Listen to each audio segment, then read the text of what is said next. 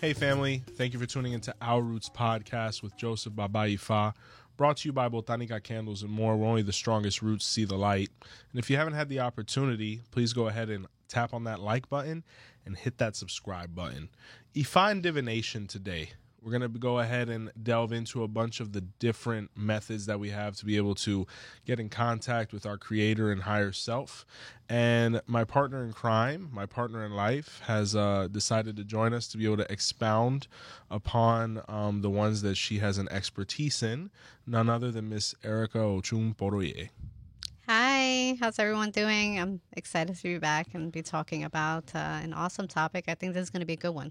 This is going to be juicy because a lot of people, they come for divination within the Ifa oracles, and they want to learn more about what it is, how does this work, how do these mysteries manifest. So I think it's going to be a really good conversation. Absolutely, my love. And I think so as well because I won't say there's a lot of polemicness, but I will say that there is a lot of debate about the correct way or the most sound way. Before we get into the specific oracle per se, I kind of want to get into the template of what composes a divination within Ifa, period. Whether it's Babalawo-centric through King or Opele, or more Erindilo-Gun-centric via the shell and our brother Abore Orishas, or such as yourself, Iyalo Orisha, Babalo Orisha. So here's the thing. And it manifested, the template of the way we consult actually manifested in your sign of Obedumako, right? And I'll go ahead and state the story. What happened here was Olodumare wanted to find a more productive way to be able to bring children down, more than one at a time, right? So up until that point, people were giving birth to one child at a time, but Olodumare needed more numbers to avoid population collapse. Which some people are theorizing that we may be experiencing within the next quarter century, but that's another episode. So little by little, all of the different Orishas decided to try their hand at making it through the needle hole that represented the boundary between heaven and earth, right? Or what some people, theorize as being the market of Ejibo Mekung, right? So everybody tried. The one that unfortunately failed the most miserably was Shango. Shango, threw he's like, I'm Shango, Ogodo, I'm going to throw 1,000 kids on my back, and I'm just going to go through the hole, and it's going to work out great because I'm Shango. Which is ironically, just as a side note, the reason why and I've mentioned this previously, there's certain reasons why I don't crown the children of Shango. It's not because of all these general theories that are out there. Exactly, but it is, however, in your sign, that story, that part of it where it says that the children, they didn't make it down. No, they didn't make it down when Shango tried to bring them down. So based on that, my interpretation, don't crown the children of Shango, and that's what we ride with. So that's just a side note. Beautiful, beautiful, yeah, and it's very sound, and you came up with that. So Shango failed miserably, and he was like, the hell with this. No one's going to be able to do it. If I can't do it, no one's going to be able to do it. So here comes Orunmila, and he performs divination and sacrifice before presenting himself to the contest. And the Odu of Obetrupong is revealed, where Ifa said, less is more, 2 at a time, things of that nature. Obetrupong is, besides the Odu of Eyobe, one of the Odus that most strongly speaks of the concept of Ibeji, or twins, right? Where they were born and they first came down from heaven. So the guy who was kind of mediating the competition was Odudua. And when Orunmila presented himself, Odudua was unfamiliar with him completely and said, how are you going to do it? He said, I'm going to take down 2 at a time. And he said, all right, show me what you got. And he put one child tied to his front, and he put another child tied to his back. And he was able to slip through the hole. No problem. When Odudua and the other Orisha saw this, they were like, how was he able to figure that out? And Odudua realized immediately, he said it was through humility. We can't try to do too much all the time, because you have people like Shango who are trying to take 1,000 down at a time to show his strength and valor. that was pointless, because that just wasn't logical. But when logic gets tainted is when ego gets enlarged. And Orunmila is characterized as never having an ego. And this Odu also speaks of why women tie their children to their front and their back. And, it's a beautiful Odu in that regard. It's ironically how I carry the babies. Well, yeah, my babies when I have them, yeah. Absolutely. I had the baby always on my chest until she got too big. Yeah, she's cracking spines at this point. I mean, picking up Loli is, whoa, you know what I'm saying? She's tronca, like how we say. She's tronquita. You know what I'm saying? Cubana final. So, when Orula was successful, Odua called him back and they had a conversation. And, Orula was told by Odua, I want to bless you. And what Odua did was he blessed his hands so that anything that came from it would come ide. Because when the divination was done on Earth, when they arrived with the twins, Obedrupon was revealed again, and it was, some people say, the first consultation that was ever done, and it came in Ire, or blessed. That's why when Obedumaco comes out, some of the old Bawalaos would just mark it Ire, period, and keep it moving, So he blessed his hands, and he said, you are going to be the one that not only brings down life, but brings down the signs of Ifa, right? And that's where we segue into the structure. So 3 people came down at a time. The first one, the elder, the Oluo, or the Toyale, as is known. And Toyale means I arrived firmly on earth, right? Yes. And that's what occurred there, right? So boom, that's the first sign. Toma. That is the whole basis of the reading. What comes next, or with, was Adelekan and Adelemeji, which represented the 2 babies that Orunmila came down with. One thing I want to touch on here is, and everybody has different methods, everybody has different modes of study, but Ifa says that the Odu that we are to focus on in Ifa and the Erindilogun is the Tojale, which comes down in the form of a singular sign. That's correct. Both signs are singular, by the way. Yes, sir. Just because one has a compound name and another doesn't, and ironically, the number 12 in the Dilogun, Eyilashebora, has a compound name, even though it's a singular sign. These are singular signs that manifest in an instant. So just want to make that note because we're going to delve further into that later. Yeah, and just stressing that the Dilogun is a singular oracular system. Just one sign. Just like Ifa. Ifa is one sign. Now, it's composed of 2 components, but it still is one sign that manifests simultaneously at that moment, even if it's being manifested through the Iking. Because some people see, well, you're building this side, you're building that side, 2 legs. Those 2 legs compose one body. They reveal one sign. Yes, ma'am. The only difference is in your oracle, there's 256 of them. Mm-hmm. In our oracle, in the Olorisha's oracle, there's literally 16. There is no more than that. It is 16. 1 through 16. And the reason being is because the signs of Ifa, due to their duality, were able to procreate with each other, as opposed to the nature of the shell being unable to do so. So that's correct. So this provides a lot of clarity amongst a lot of confusion that's out there. Yeah, that we're definitely going to delve into. So now, what is the importance of these 3 components, right? You're going to hear a lot of theories, but the Toyale is the whole reading. Your problem, your solution, everything is in that one sign. The other 2 signs are merely to identify the state in which you're arriving, whether it's Ire, which could be a blessing or a need, and Ayewo, or Osobo, which is a negativity or a warning. Ifa says to pay attention to these 2 signs as much as you pay attention to a baby babbling. When Loli's like bab, it's beautiful, it's cute, but it's not anything to take seriously, right? Because they represent the children that came down with Orula. So you see some people try to, and this is where study becomes so important. You have to know enough, 3 to 4 components of a sign, any sign, because you don't know which one's coming out, to be able to focus on that sign. Because what happens is when you start delving too much into the witnesses or a ghost sign that some people incorporate, things get convoluted and the client gets confused. There's always going to be common themes, but the sign that's meant to be spoken, period, is the Toyale. So once we have the Toyale, we've distributed Ibo, first and foremost, because now that Ori has revealed himself, now we have to go and orient him and find out how is he coming, right? Once Ibo is distributed, this is born in the Odu of Otura Trupong and also in Irete Suka. My own Odu is the Ifa of the Ibos. Shake and separate. Why do we shake and separate? We have to keep the process honest.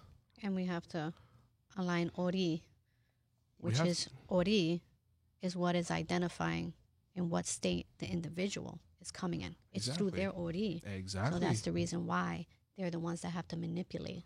Absolutely, because even though they think it's a subconscious process, Ori knows exactly what it's doing. The rock or seed or whatever Ibo is being used at that moment is going to end up where it's divinely meant to, because Ori controls destiny, all of these different things, right? So once Ibo has been distributed, at that point is when the two witnesses are revealed. In Ifa, just like in the Dilogun, right? Once those two signs have been noted, at that point, we identify Ire Rayewo and we continue. Let's say it comes Ire, right? Ire is important because you may be having a great life at that moment, or you might not be. Either way, we're trying to preserve the blessing or convert the negativity into a blessing. Well, it's like we always say, Ire really means it's a blessing of or a need of. So it's something that we need, not necessarily something that we have. Correct. So it's a blessing of or a need of. And I think that a lot of people, they really focus on whether they're coming Ire or Sobo. In reality, there's really no good or no bad. Yeah. Because, a lot of people would say, especially in this divination system, that when we come Osobo, it's actually the blessing. Because an Osobo comes very specific. The best years of my life It gives have been us Osobo. specific advice, specifically what we need to look out for, and it provides us, more importantly, with the resolution, which is what the Dilogun gives us, is recommendations and resolution.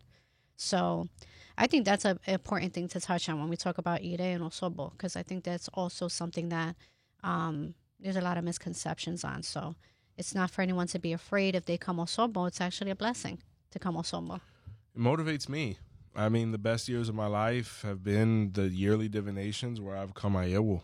To be frank with you, the worst year of my life was just when, the Vieja died. I came Ire, ironically. So It can be very deceptive. So the old school ideas, we have to really take them with a grain of salt. At the end of the day, both of them are inconsequential as long as you do Ebo.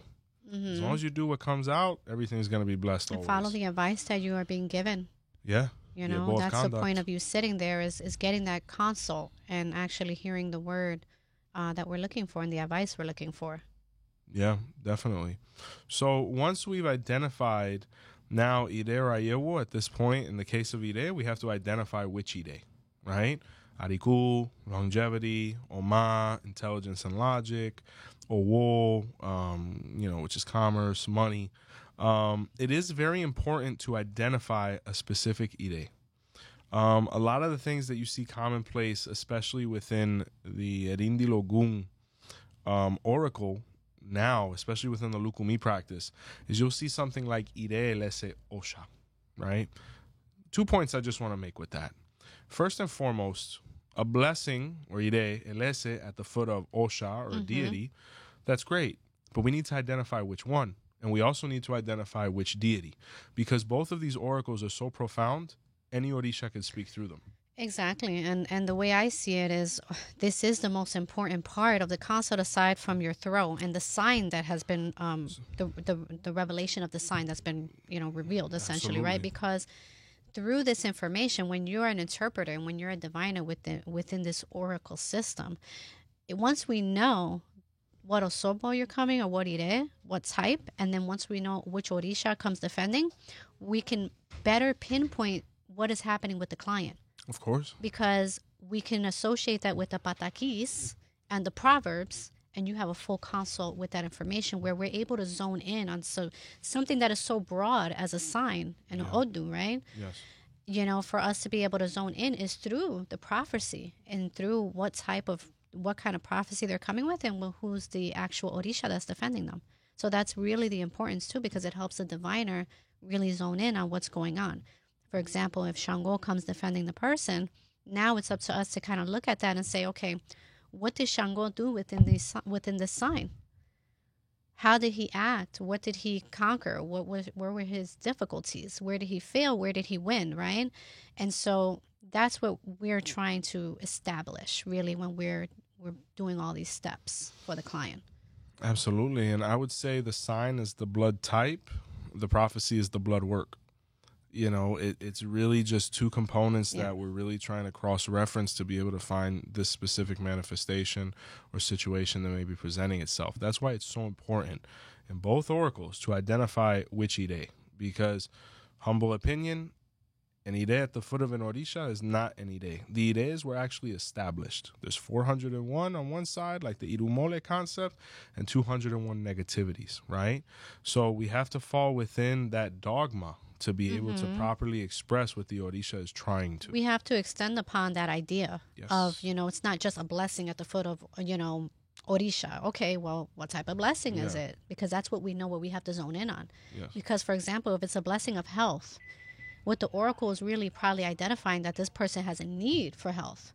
So now, if we didn't identify that type of ire, and we're just saying this comes at the foot of Oshun, for example, we never identified that this person might have a need for health. So therefore, you're not going to get the blessing of health. Exactly. So we're missing a huge part of that. You're not going to get what you have to ask the Orisha for what you want to be able to get what they want to give you. But if we just leave it open and eclectic, things are getting lost in context. And mind you, having how many years of Orisha now? Like 11, 12? I'll be 12 this year. 12, right? I think, I'm forgetting. I think, I know I have 7 of Ifa and I have 8 of Orisha, and I'm going on 8 and 9 respectively. This is from seeing people go through these situations and the results that have come from them. It's no secret the Botanica has a very high volume. And the majority of our clients are actually initiated people who are trying to get that clarity from their Ita of Orisha, from the random reading, from random thing that was said. And most of the time we have to really, correct what was said and to help them understand it, to be able to use this information to better their lives, which is the whole reason why we even do Orisha or Ifa or anything, to know what we can and, more importantly, what we can't do. So once we identify positive, negative, right, Ide, once we've identified an Ide, let's say Ide Ariku, at that point within our system, we identify which Orisha is providing it, right? In Africa, in Isheshe, they leave it open. And then they start seeing which Orishas want things, and then presumably that's the Orisha that's providing, Once we have that, at that point, now, to be able to receive, we must give. Now we have to see what that Orisha wants. You have some people who ask Onishe or Lariche, however you want to say it. It's really Ishe. Ishe means to work or to give. Automatically, the way we function within our houses, we automatically offer something to the Orisha that's coming forward. Because even though they love us and we love them, you must give to receive. So whatever it may be, these are also things we cannot leave open. We cannot just leave the word lariche there, because there's different types of lariches, there's different type of onishes, ebochures, ebokeun, edunkeun. All of these things have to be these things have to be identified, because, like you said, everybody's ori is different, right? So once we have that, now we're offering to the Orisha. Now we must identify Ebo. And it's funny because we actually had a situation this week where we had to clarify that every time you get a divination or initiation or whatever it is, an Ebo has to be identified. Why is this? Ori has been revealed. So you have to look at Ori being revealed almost like an open heart surgery. We've opened up the thoracic cavity, and now we're trying to see, is there any blockages from an arterial standpoint? Once we've confirmed that, we can't just leave it like that. Now we have to do what we have to do to be able to close it again. So Ori is open and vulnerable until we perform that sacrifice, so it can rest and be tranquil once again and be protected and guarded and cleaned. So, and the Ebo exists within the Tray of Ifa, just like it exists within the Erindilogun oracle. Correct. Here's the thing. You have different... You have to clean the sign that came out. I mean, this is basic, and it's beyond...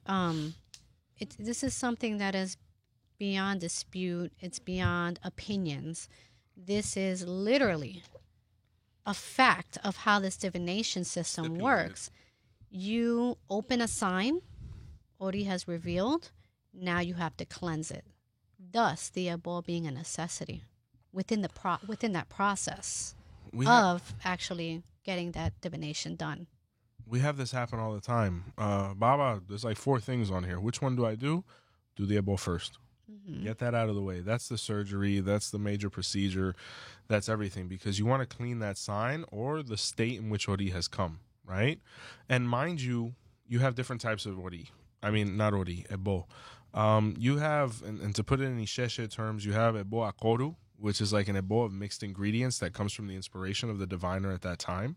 And then you have Ebo Sa or Ebo Sisa, which is Ebos that are pre-written and prescribed within the sign, right? You can write or choose either one if you have knowledge of either. But this is applicable in Ifa or within, Iking and Opele, just like it is in the Dilogun. So whenever you go for a shell reading or whatnot, the majority of times people come out having to receive a deity. When in reality, They needed to do Ebo. they needed to do the Ebo The from problem the Yatera. is that, and potentially what could be happening is that the preparation process maybe wasn't there, whereas the diviner perhaps doesn't know how to perform the Ebo. That's an issue. And so that is why when we talk about, and we were going to touch on that, I guess we'll get to it, who has license to do this divination? Sure. Yeah. So, I mean, do you want to touch on that now? I think, yeah, because, I mean, we'll get back into the template, but when we're talking about, and we talked about this in the episode with Kathy that we just did, the ashe is very important from your elders, right? And most people look at it as trivial. Did you receive the ashe from your elders? What is that? The ashe is the green light. It is the license. It is the authority, right? When you're going through apprenticeship and you're going through this grueling process of repetition, learning, refining, trying to impress, trying to improve, trying to emulate, it is all just to receive the ashe from your elders or the green light to be able to do things independently, right? Which a lot of people associate with the cuchillo, but it's even more profound than that. It is the sentiment of your elder accepting that you are prepared. So when we ask about who has the right and prerequisite to be able to perform a divination, it should be the person that's able to perform the solution. Exactly. Because reminding people of their problems is not saving people, and me, frankly, I think it's a little disingenuous, but everybody has a different template. If I'm doing the divination, I should be doing the results, because apart from your Odi revealing itself, my Odi facilitated that revelation. Therefore, we're in bed together now. Mm-hmm. We have a debt to each other now. So I'm putting myself in harm's way by being Mr. Consultation and not being Mr. Resolution. What happens with the Ebo? Now you have to know the prayers from the sign. Yes. You have to know how to mark Ebo. You have to know the ingredients that you're going to ask processes, for. The nuances. The actual process. The songs. Yes. So we cannot say that just because we crowned Orisha, now we have a license to be throwing the shell. Good God, no. And consulting. This has to be done by a professional, somebody who has studied. In most cases, it is going to be an Oriate, pretty much, because they're the ones that, when you really think about it, they've gone through this process of going more in depth as far as their learning processes, maybe a little more than just a regular Orisha, somebody, so it's not to say that you have to be an Oriate to perform this divination. No, you have to be prepared. And this can be done by woman or man. Absolutely. I could throw the shell just like a man can throw the shell. The first owner of the shell, they say, was Oshun and Yemaya. Exactly. There's various Odus where it says Oshun and Yemaya were the first holders of the shell, the first diviners with the shell. And I have to ask you then, what about this concept that's out there that the wife of a Baalao can't throw shells? What do you think about that? Absolutely erroneous. Absolutely erroneous, because everybody bases it off of an Odu that's viewed in various signs, or a Pataki that's in various signs, referencing the Odu of Baradila and also in the Odu Irosodi, where Orumila left Yemaya in a position of need and to be able to provide for herself. In some versions, she threw the chain. In other versions, she threw the shell. And she was very proficient, and she started making a lot of money and having a lot of clientele. And when Orula got home, he became insulted and embarrassed. Now, mind you, the first chauvinistic interpretation of that information is, how dare Yemaya do that, right? But I think we should look as men, heads of household, priests, professionals. I mean, there's times when I got to go to work. I make sure you and the kids are set with food. That the microwave's full and everybody's ready to go. I can't be thinking about that. I gotta go to work. You're doing your thing. Everybody's doing something. So as a provider, that was Orula's first mistake. You never put a woman in a position to have to need for her children or self, right? And then secondly, being in competition with your partner. Exactly. I think It's a that lack of self-confidence. once there. again, Ifa Security. is it's really up to interpretation, right? And Yes. human condition. Yes. What does human condition say? Human condition says that now this means that this is about competition. When in reality, that's not what the sign in the Pataki is saying at all. No. It's really not saying that at all. No. But we as human beings suffering from the human condition are interpreting these things in this way, thus causing a lot of confusion. So, I mean, me personally, I don't see how the two divination systems could ever compete when, you know, we're all accomplishing and we're all on the same team to accomplish a common goal, which is to help. Absolutely. And when you look at to go to the answer of your question, when you look at the Odu of Oyekun Tekunda or Oyekun Ogunda, it was where Oshun wanted to learn Ifa, go through her Yang Ifa process, right? And Orumila told her, you know, in our clan, we don't perpetuate that, right?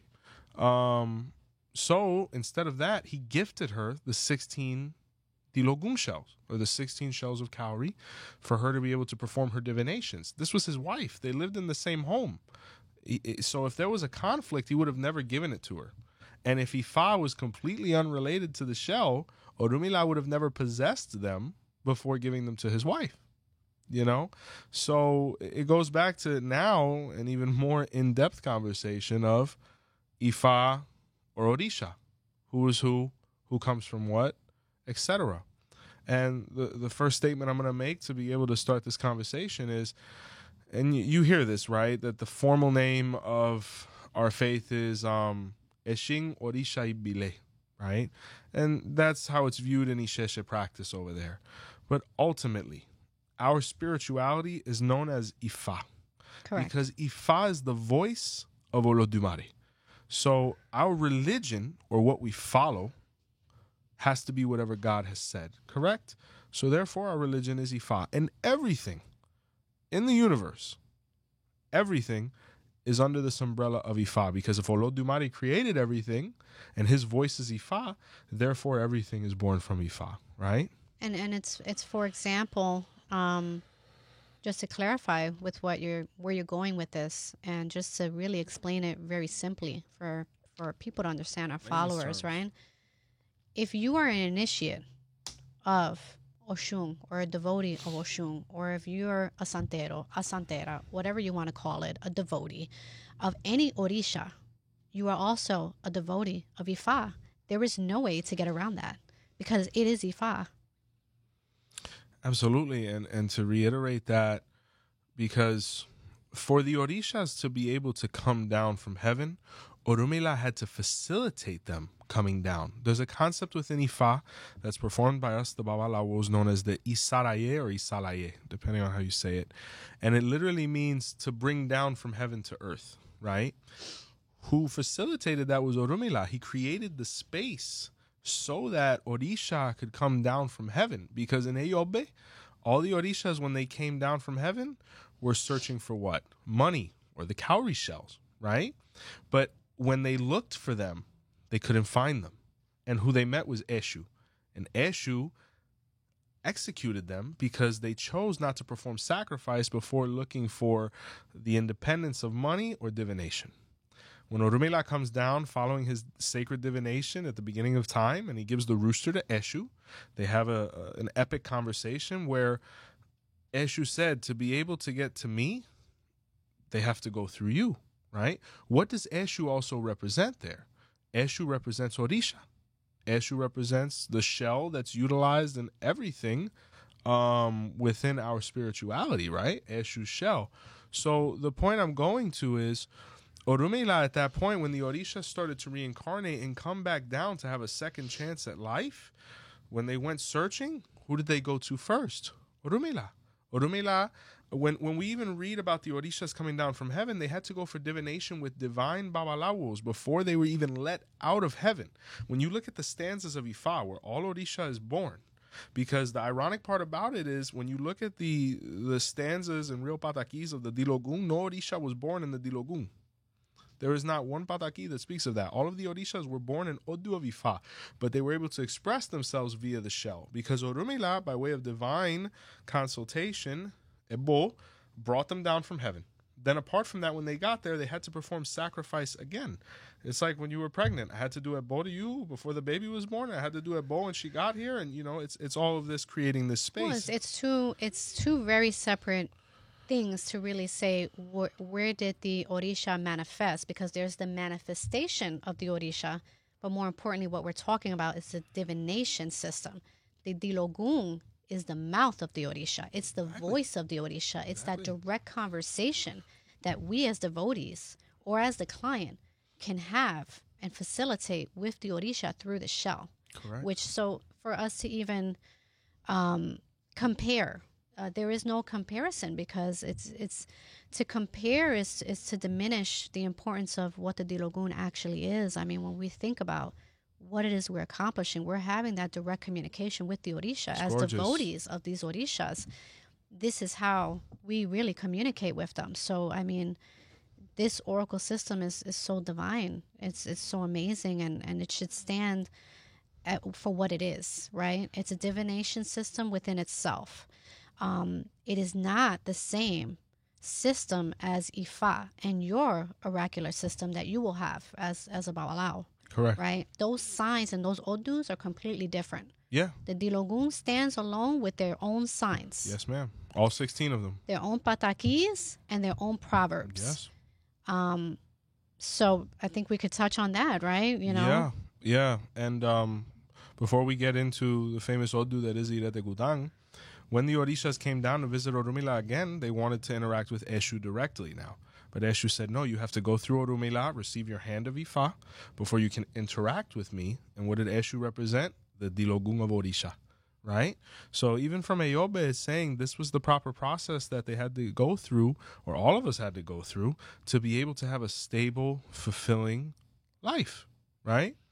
But then also, just to touch on that story you just told, right? Because I can't talk Ifa, you can, but I can give you my ideas and my interpretation. Isn't it interesting how our practice, though, and how we literally do things is literally born from the Ifa signs? Because what you just said is probably, I don't know, maybe I'm crazy, but I want to say this is a sign where it's born, where the Olorisha throws the shell of Elegua. Yes, when they are divining for the client. Of course, absolutely, because everyone was seeking Eshu, because Eshu was all-knowing for the most part. He was on par with Olodumare. But here's the thing, though, because that's a big point now, because you have a lot of brothers and sisters that say, well, if Eshu is, God, I can't recall the vocabulary now, but if he is all-knowing, why do we need Orumila? And it's ironic because a lot of people have come out with terms saying, well, show us a verse where Eshu consulted Orumila or Ifa. And I actually found it. It's in the Odu Oyekun Birikusa, or Oyekun Osa, where Eshu was confused. Eshu was at a loss. His ebols or his magic weren't working. He wasn't transitioning through the universe with the freedom he had before. He wasn't receiving the offerings before. Everything was turning upside down for him. And this was a very out-of-pocket experience for him, because when you're the owner of the absence of light, you really don't have these issues. He went to visit Olodumare. Olodumare said, I can't help you. The Orisha said, we definitely can't help you. He went and visited his friend Orumila. And Orumila was able to reveal this Odu Oyekun Birikusa, where Ifa said, even you, Eshu, need Ifa. Because it is the voice of Olodumare. It is the energy that you're constantly trying to be in balance with. Where Ifa is saying even Eshu had problems. Or in his form of Elegba, where he was Orisha. However you want to interpret it, everyone visited Orumila. And Eshu knew the Dilogun to perfection. It's not that Orumila was trying to subject him and be like, hey, you have to, bow down. By no means. Eshu and Orumila had such a beautiful, loving, and respectful relationship. He would never. But he was saying it's not about Eshu and Orumila. It's not about Olorisha and Babalawo. It is about human being and system.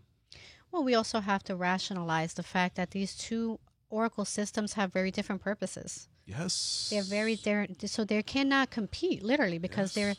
they create together a complete picture, if that Yes. makes sense. Yes. Because what is Orumila? We're going to have the episode on your divination system Yes. where we're going to delve more into that, right? Yes. But just to touch the surface of it, Orumila is the revealer of our destiny, and he realigns our own Ori so that we can be able to live more productive lives, where the Dilogun and the Orisha worship and the devotion of Orisha is completely separate. Yes. They're completely not even related to each other, Yes. but they have everything to do with one another because this is what creates a complete system.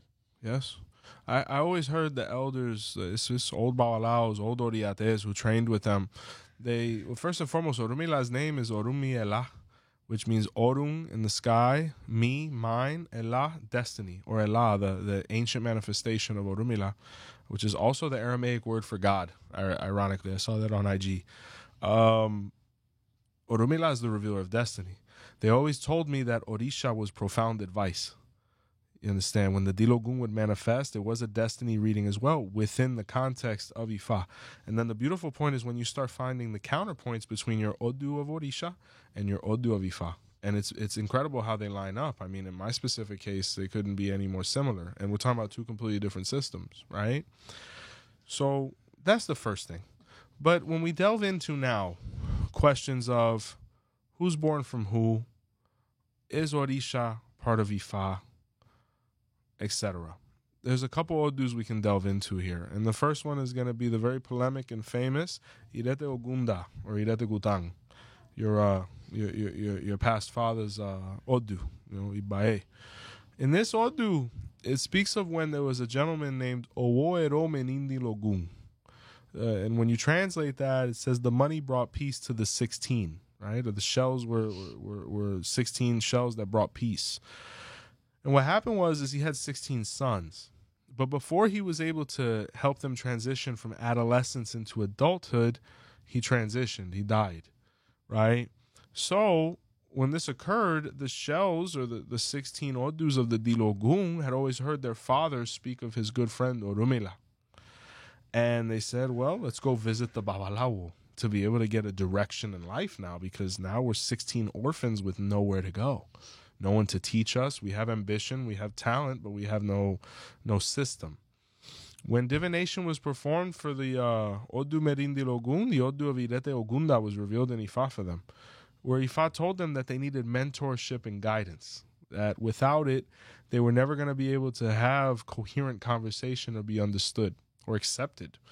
So when that occurred, Orumila gave them the suggestion, after they performed their born sacrifice, that each of them should visit one of his 16 sons, the Mejis, or the foundation upon which the 256 signs are born. And subsequently, Okana went to the house of Okangrang Meji. Ejioko went to the house of Oyeku Meji. Ogunda Meji, Hirosu Meji, so on and so forth, all the way up till Merindi Logun, 16, I believe, heading to the house of Otura Meji, if I'm not mistaken. And mind you, these were two different men in the story. You had the Dilogun shell and you had the Odu of Ifa, where the Dilogun shell would go to the house of the Meji every day, an apprenticeship to learn, to find an identity, to be able to formulate a system. That's why when you look at the signs of the Mejis that correlate with the Dilogun, you're going to see a lot of similarities. Right. You're going to see a lot of proverbs that are similar. You're going to see the Patakis, in my opinion, are quite different. But you're going to see threads of themes that are going to be very similar. But it's the same way my godfather and me, or my father and me, you're going to hear me say things that are going to sound identical to my godfather. But then again, you're going to hear me say things that are completely different. And it's the same thing within the Erindi Logun and Ifa, where they are not the same. Where, in all frankness, the Patakis of the Mejis of Ifa do not correlate perfectly to that of the shell. And then when we talk about the composed system of the double letter, it gets even more convoluted. Yeah, because, well, they were mentored by the Mejis, but they had their own experiences. They had their own stories and their own patakis, just like the Erindi Logun has. and they left. And that's the thing is we have to fill in the blanks as interpreters of this oracle. Just because the story ends on the paper there, we have to use logic and say, okay, the apprenticeship ended. These people started having lives. When the shells of the Caracol started leaving the house of the Medjis, each of them went out on their pilgrimage. And what they did is they began to compose a compendium of all of their experiences. For example, in the Odu of Odi, in the Dilogun, it speaks of the parrot. It speaks of his colors. It speaks of all these different things. You see elements of that in Odi Meji, because it speaks of Achamaru Makodima, where he found the parrot feather and became king. Very similar themes, very different stories. So where we get convoluted is when now we bring all of this Ifa information into Odu Osha when it's not completely compatible. But the real question is, why are we doing this? Why is this occurring within the divination of the shell? Because frankly and unfortunately, the majority of shell throwers or Orisha practitioners do not have the information that is legitimately and authentically Orisha. It's a lack there of information.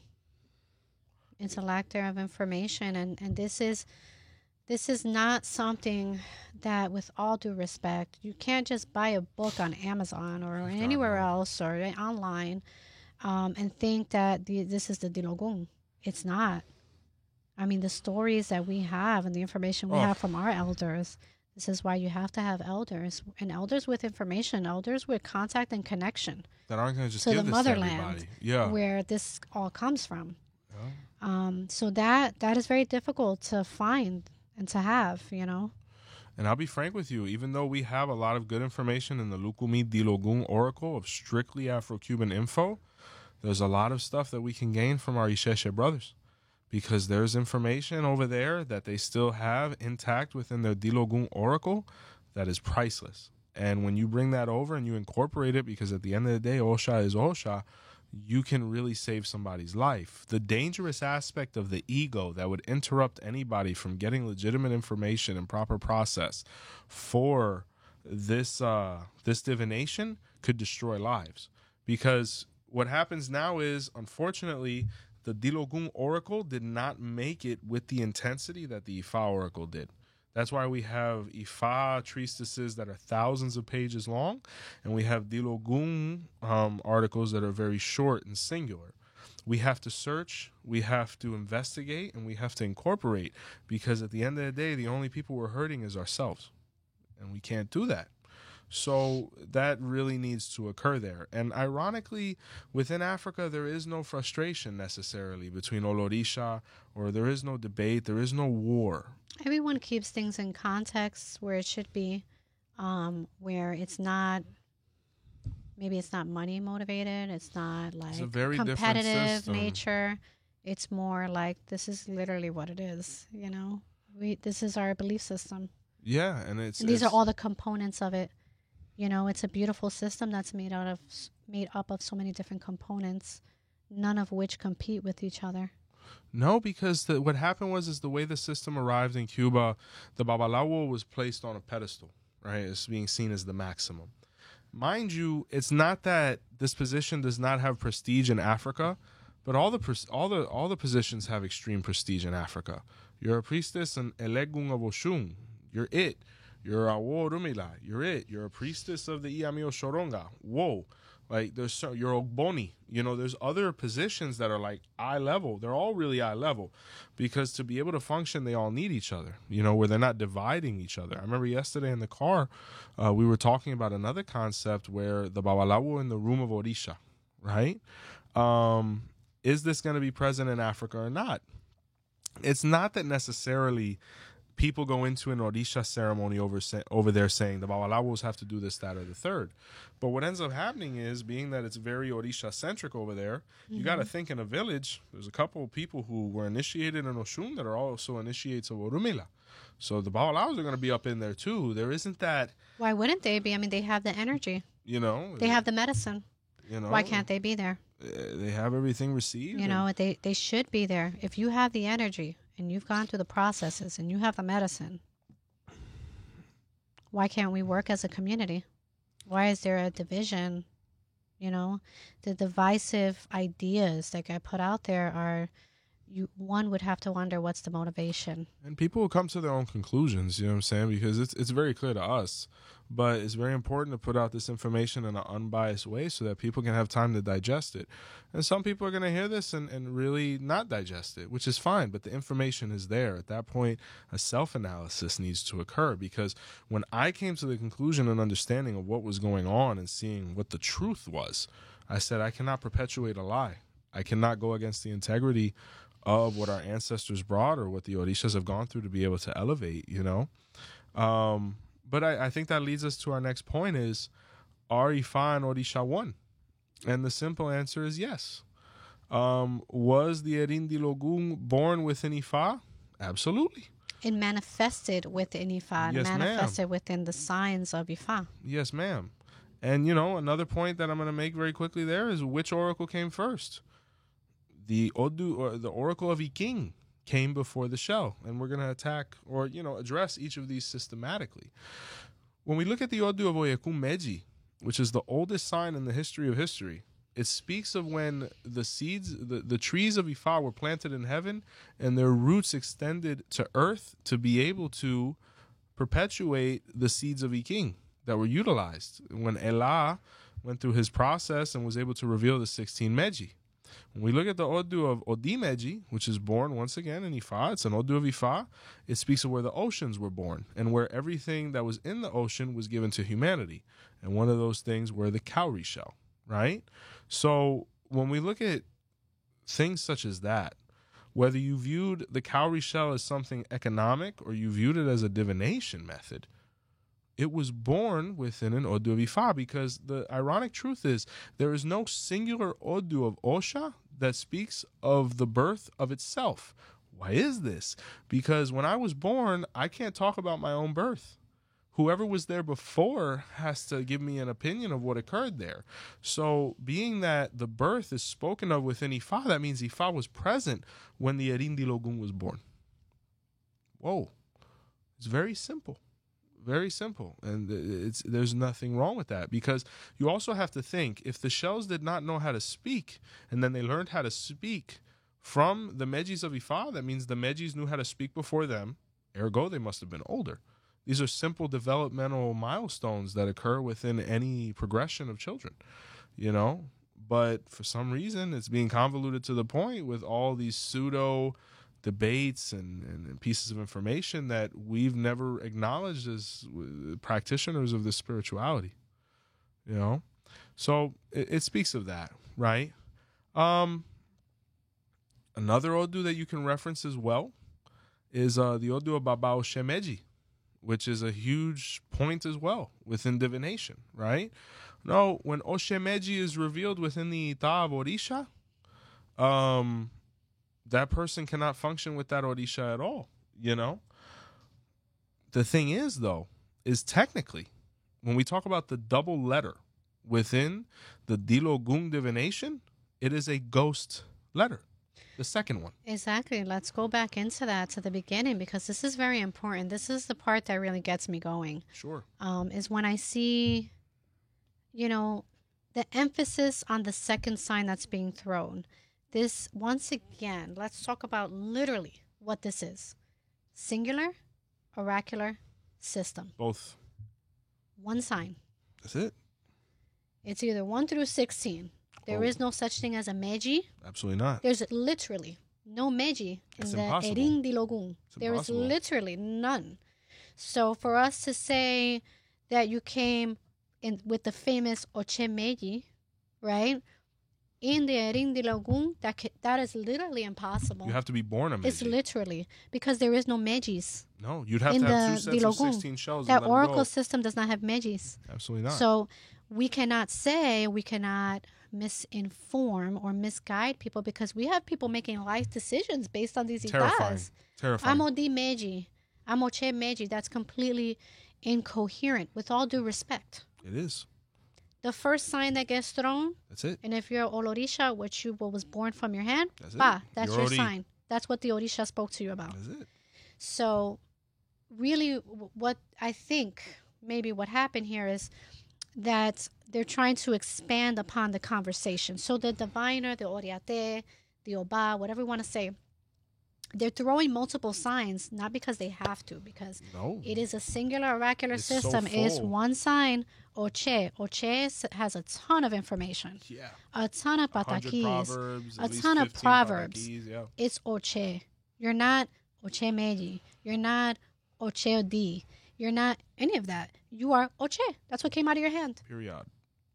And if you're getting the consult, that first throw is the sign that the Orisha is giving you. That's Obedumako and pure manifestation there. That Odu represents who's coming down. And then the two signs that are revealed after, because what happens is this, right? How do you pull that second letter? And this is where we really have to look at where's the thought process here. The first sign comes out. Ironically, who throws it? The person, if they're an Olorisha, getting a consult, or if they're a new initiate, Iawo, revealing their destiny, right? Mm-hmm. So here's the thing. When that's revealed, why don't we have the Yawo throw another sign then?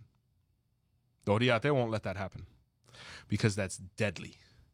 You cannot allow anybody to reveal two. The Erindi Logun is so powerful. You cannot reveal a second sign by way of the person that's doing the divination. Absolutely. It'll kill them. I've read paperwork in Africa that says this is a death sentence. Well, the thing is, let's look at this logically. The Orisha already spoke. That's it. Once. How many Boom. times are we going to ask When the you drop a Orisha to sign reveal a with the sign chain- or your Ori to reveal? When you drop a sign It's- with the it's chain, literally- it drops it simultaneously. It's literally irrational. Mm-hmm. You know, this is not even a debate. This is literally what it is. It's there. There's 16 signs. It's one sign that gets thrown. It's one sign that will manifest. Correct. And that's what the Orishas, that's the direct conversation, because essentially the Erin di Logun is the mouth of the Yeah. Orisha, right? So this is specifically what the Orisha is saying to you. So Yeah, it why spoke. so it doesn't need to be thrown again, really, because why? They've already spoken. Yeah. Atoyale Why has are been we revealed. that's like asking a question and then asking the same question But again that happens a and lot. wanting a different answer. That happens a lot. It's like completely like irrational, erratic, and it makes no sense. But that's why logic, I always stress this, you know, when we have these conversations, sometimes they're deep conversations, sometimes they're intense. But the most important thing is to remember logic. Yeah. How can we say that there's a Meiji in the Dilogun? It doesn't exist. No, because Show they me a would've been born paperwork that. of Oche Meiji. Show me paperwork of Odi Meiji in the Erin Dilogun. Does not exist. So why are we interfering or manipulating people's destinies, right? Because there's the famous Oche Meiji. Oh, it was Oche Meiji in the Santo. That means I can't work Orisha. Doesn't exist. That means I can't throw the shell. And even if they're interpreting Ifa, which actually that pataki is an Ifa sign, Yeah, we're gonna it get is into that. not a Dilogun sign. At all. It is an Ifa sign that talks about what is talking about money, Yes. right? But we interpret it, once again, the human condition, Yes. our interpretation. And convenience. Because, to be frank with you, hey, Mihala, you just spent thousands of dollars on Orisha, right? You can't touch Oshun no more because Yeah. you have Oshemeji. So everybody that How comes convenient. to you, everybody Come to me. You have to come to me for the rest of your life to do everything. You want to feed Oshun? You have to come to me. You want to crown somebody in Oshun? You have to come to me. It makes no sense. And before we get into the Pataki about Oshemeji, once the Oriate throws the ghost sign, then he distributes Ibo.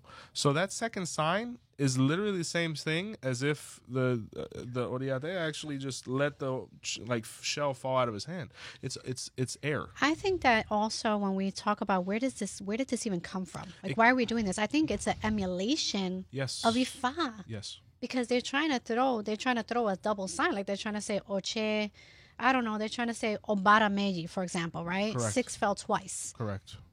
But if you really think about it, didn't. where did this come from? Why are we doing a double sign? They're emulating Ifa, and the Oracle of Ifa is different than the Dilogun. Because the Oracle of Ifa came over more complete than the Dilogun Oracle.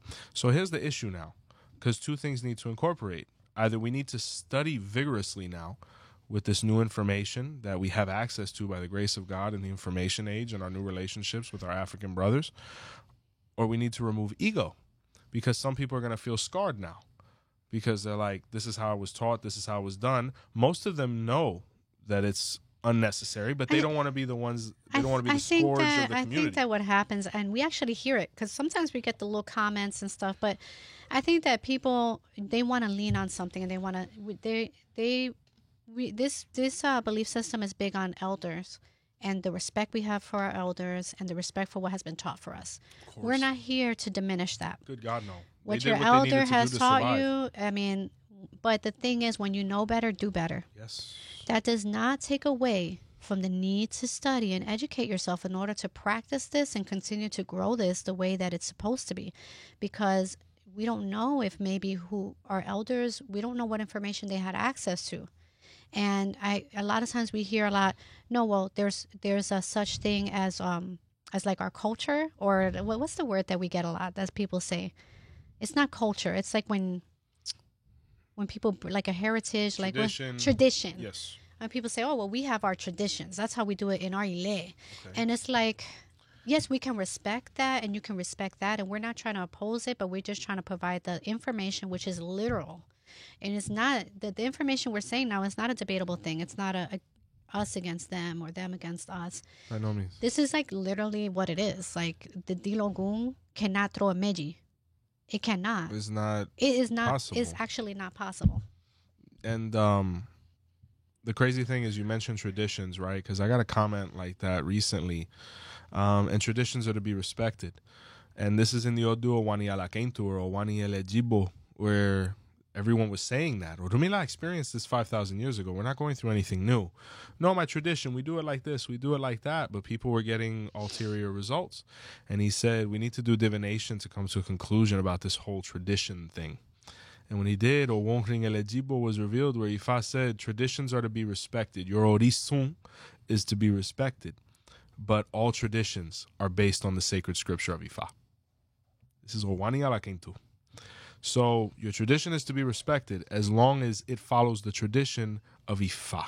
There's a basis behind our There has to be. practice, and there has to be that basis, which is based on study, which is based on us educating ourselves and exposing ourselves to the right information, not Google.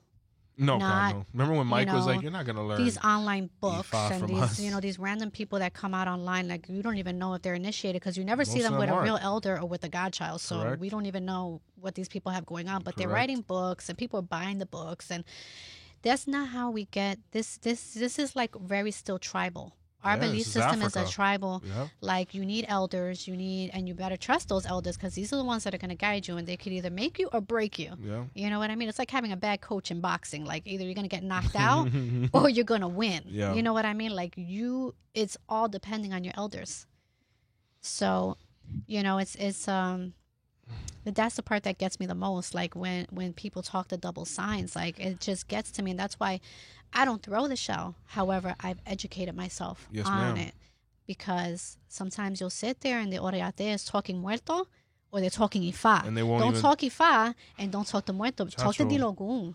The old Okay? Santeras were, But they that's didn't the have none thing, of that a lot of them don't even have the information. They weren't hearing none of that. Like some of the old Santeras who knew how to throw the shell and everything just didn't choose to do it. And they'd be looking at the brother Oriate like a hawk. They'd be like, Oba, eso no es orisha. They would, but this is what I'm saying. 50 years ago, they were saying this. You know, it's just it's all over the place now. But after that ghost sign is thrown, ironically, is when they distribute Igbo. They won't distribute Igbo before that ghost sign because they know it's incoherent, and then the second letter gets thrown out the window because as soon as Igbo is distributed, then we get into the Etumako concept of the witnesses, and then Ire, Osobo, so on and so forth, all the way down until Ebo and Otang, whether it's closed or not. So that's the coherent process, and it'll look the same. And then you'll hear the argument, well, this is how it's been done for, I don't know, 100 years. Well, There's innovations we all need the to time. ask ourselves- We need to go back to our roots. we need to ask ourselves, why is the shell being thrown this way? The Erin Dilogun is a singular thing. It's one sign, so why are we throwing a double sign? That was a survival method, and it was one that And the really... only thing that I could justify that would and I could accept is just expanding upon the conversation. For example, Yeah. you threw Obara, right? But- That was Obara. That was the sign that was thrown. That is the divination being performed. The sign being revealed and the Orisha, the Toyale, conversation. Yes. The second sign, if when they're throwing it, talk the shell though. But if you If knew... you threw on the second sign, for example, if you threw in the second sign Oche or Iroso, for example, then talk to me Obara in the Dilogun, and then talk to me Iroso in the Dilogun. don't combine the signs because there's no such thing as that. But that In goes the back Erin to- Dilogún, no such thing. That goes back to our original point, though. If you know Obara enough, you don't need another Toyale. You don't need to expound upon the conversation. There's enough information there to just speak Obara. And that's the thing, is we don't need this anymore. The second sign is completely unnecessary. It was a survival method because the Fa Oracle arrived with such force because the Babalawos would just literally, kill themselves memorizing all of these stanzas. There were very elderly Ialorisha who were their wives that knew the Oracle of Ifa, sometimes better than they even knew the shell. And that is true because, it's like, I always saw this with my godmother. She was the wife of a Babalao. Oh, God. And like, She knew both? my godmother knew more Ifa than most Babalaos, but it's Dude. not because she was sitting there studying Ifa, right? Because that's She taboo. was The always apeteri. listening. But I mean, like I'm to the What do point you with bet it? you Yeah. that ja, when they throw the sign, ja, you'll say, I already Yeah, know right. like the sign because I've heard it over and Yes, over again. yes, I've yes. heard the proverbs, and so it's like it's not that you are that we're studying it and that we're falling into No, taboo. It's just like we no. just know it because it's like. You hear it so much, and it's so much, and that would make sense that the wives were bringing this information over They were as well. preserving it because they didn't know if their husbands were going to make it over alive. They, the Babalawos, they say, were the last men to be captured and brought over. So these women, after hearing all this, they said, hey, let's incorporate this to maintain our culture until these guys get over here. But once they got over there, some people didn't want to let it go or what have you. Or And it became a norm. Yeah. It became a norm, which is but not an it issue. became their tradition at that point. But the only thing is except that it was an innovation. There's no shame in that. You know what I'm saying? And the thing is, the Odui Wariobere says that the wife of the Babalawo, the goddaughter of the Babalawo, needs to pay attention when the Awo speaks or when Ifa is going on to a certain degree, because who saves us when no one else is around? You guys. So there is no taboo in this as long as it doesn't fall into taboo, And to kind of bring it full circle, I mean, you look at the Odu of Oshemeji, right? The real one, the one that's in Ifa, and how it disputes what's being interpreted in the shell from the Ghost Second 5. Everyone says, no, when Oshemeji in the shell comes out, which once again we've established via Odu and scripture that this is not real. You cannot perform any divination. You cannot initiate if it comes on your guardian angel or Elegua because they're the most important shell to you, or if it's on a deity, you can't, what have you. In the Odu of Oshemeji, it speaks of when the shell was first utilized as currency. And the Babalawos and the Olorishas were making money hand over fist, to the point where they were spending it crazy. They were throwing it away in the Ebo. They were making it rain, whatever. So all of a sudden, they're broke now. All of a sudden, things are going negatively for them. They go and visit Oromela. They get a divination done for the spiritual community at large. And the Odu Oshemeji is revealed, where it said, Ifa says, do not throw away the caracol, or the shell. Not throw the caracol. We're not speaking about the Dilogún as a divination method in this Right. specific pataki that everybody's basing themselves off of. We're speaking of it as money.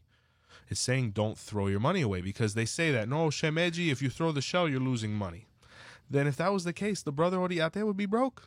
Because there were Oriates who had Oshemeji on top of their caracol that didn't care, because maybe they had an uncle Bawalao, maybe they had an aunt Ialocha from the old school. But who was once like, again, if they "Oye, had Ochemeji in the shell, that doesn't exist. So we already know they And didn't they have lived it. 100 They had years. Oche. Oshe. So if that's the Oshe case, in the shell. Oshe D can't do it.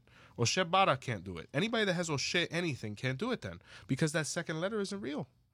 So that's the first part. And then the second part now that speaks of it being utilized as a divination method, and why the person, let's say you do the double method letter in your home. Nothing wrong with that. To be respected. Once Traditions. again, I think if it's done as it's done, it's always done. Because that's how I've always seen it. Correct. It's not that we're going to see it any different way, but let's No. keep it in context. All In it is to context. expand upon the conversation. Don't make a life. And we need to make sure that we're following the Dilogun. Yes, respect Each it. sign that falls, if we're expanding upon the conversation, We're not trying to combine the signs because it's No. not a combination because I cannot exist. It's literally and physically impossible when there's 16 signs within the Erin di Logun. So there's no combination of signs within that oracular system. I have to give my personal experience. I mean, based on interpretations such as those, I wouldn't have been a Babalao. My Odu and Oshun in the Erin di Logun, based on the combination I pulled, they said you can't do Ifa. We wouldn't be watching this right now. This wouldn't even be here. And to be frank with you, Ifa has gone wonderfully for me. So there's that. But then, this is why Oshe is motivated towards becoming a Bore Orisha or Oriate, because in this Odu was where Orunmila and Oshun had a son, and he became sick. And divination was done by his father for him, where the Odu Baba Oshe Meji with the king was revealed, where Orunmila instructed his wife Oshun that their son needed to be initiated into Orisha in their clan, and she said that's fine. And this was the first Orisha ceremony that was ever happening in this reality. And she said, we'll do the Ita with the king. He said no, because the Odu Betwani Alara says the king and Caracol and Cowrie can't intermingle like that. You need to go and get the shells from your sister Yemaya, who lives near the ocean. She went over there. She said, hey, your nephew's going through this. She's like, that's not an issue. We'll make it happen. But I don't throw the shell. You need to find somebody who knows how to maneuver the Dilogun. And who did was their brother Shango, who functioned as Obayani Oriate in that first initiation. And Oshe was revealed again in the shell as his head Odu, confirming what Orunmila had already said, thus saving his life. So how can we tell somebody that if, when they have Oshe in an Orisha or in their head or an Eshu, Pata y Cabeza, whatever you want to call it, that they can't work with it no more? It is literal suicide. Orunmila and Oshun's son would have died if they would have went by that context. So why are we deviating from what has always been? Because the concept of Ifa is to replicate what we did yesterday to get better results today. Why are we not doing that? Then you have to come to your conclusion. Whoa. What a conversation. I think we said what we needed to say. Word. And yeah, just with the template, end with Ebo, try to close after that. If it comes Ayewo, you find out the specific negativity, right? You find out the cause of it. So let's say it's like Osobo Iku Kafetileri, a negativity of lack of function caused by your decisions. You find an Orisha to defend. You see what that Orisha wants. Mark Ebo, close. The only thing that cannot be marked within the Erin di Logun are things that are Babalawo specific. The Babalawo identified in the Odu of Babao Sameji is the only one who's allowed to perform Ipeshe, or the food to the witches, or the elders, forgive me, the Aiyami Oshoronga. That cannot be marked in the Dilogun. Things such as an Oparadu should not be marked in the Erin Dilogun because it is not within the capacity of the person performing the divination. The diviner should be marking what they can perform. I think just in summary, guys, what can you expect if you're getting a divination from the Erin Dilogun? Results. Well, first of all, it is in this oracle system is not a novelty. It's important to know that. They're not here to be a fortune teller for you. The shell's not here to tell you what you already know. They're here to enhance your experience, enhance your whatever you're going through, give you advice so that you can better situations for yourself and have the best outcomes based on the resolution that's going to be recommended.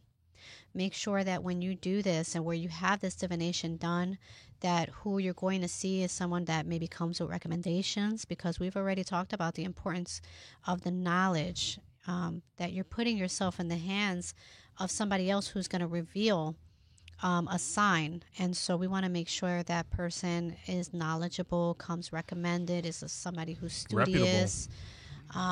So those are the things you want to look out for, but it's a beautiful system. It's a system that stands on its own. I love it. Completely separate system than what the Babalaos use in your Ifa system, divination system.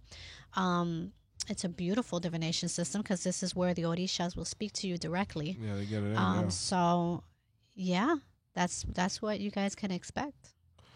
That's the Dilogun, you know, and my personal experience with it is based on all of the Orishas you've crowned and initiated, various brother Oriates that I've been able to dialogue with and really have a meeting of the minds with. I say this, you know, Ifa is beautiful, but to spend a life throwing the shell is not a life wasted. If you have a desire to learn it, if you have an Odu of Hand of Ifa that really motivates you towards it, it is as fulfilling as being a Bawalao. Being an Oriate is as fulfilling. I sincerely believe that. And of course, they are a master in their own craft. They are necessary to be respected. Odikana says the Bawalao has to respect the word of the Oriate in the room of Orisha. So there's nothing but respect, and it's a beautiful life. You can do so much. And just put yourself in a position to know what you're doing, understand what you're doing, so you can really put that client, that hijado, on the path to success. Thank you. What a beautiful conversation. Thank you. That was a great conversation. Absolutely. Couple thoughts, family. Oh, we got some shout-outs. Where am I going, right? I know, first and foremost, this one is by memory. Ile Yoruba, shout out to you. Thank you so much for all the consistent support. Let me see. We have Eden's Essentials. My goddaughter over there in Newport Richie. If you're in the area, please stop by and see her. She's a fabulous human being, initiate of Oromila as well. I really hope I'm pronouncing this correctly. I'm going to do my best. Coco Hoin, right? We have Miss Blanca Colon, and we have Brother Steve. Shout out to all you guys. Thank you so much. You are the best part of Our Roots podcast and Joseph Baba Ifa channel with your membership status, right? Botanica Candles and More is up and running for services as well as products. Miss Kathy is offering tarot readings. Be sure to, you know, if you're interested, get on that. You can listen to the podcast on all major platforms. We've gone over 12,000 downloads. We're over 11,000 subscribers. Can't even believe it. Thank you so much. Be sure to like, comment, share, subscribe. Big thanks from all of us at Our Roots. And until next time, see the light. See you next time, guys. Ashe.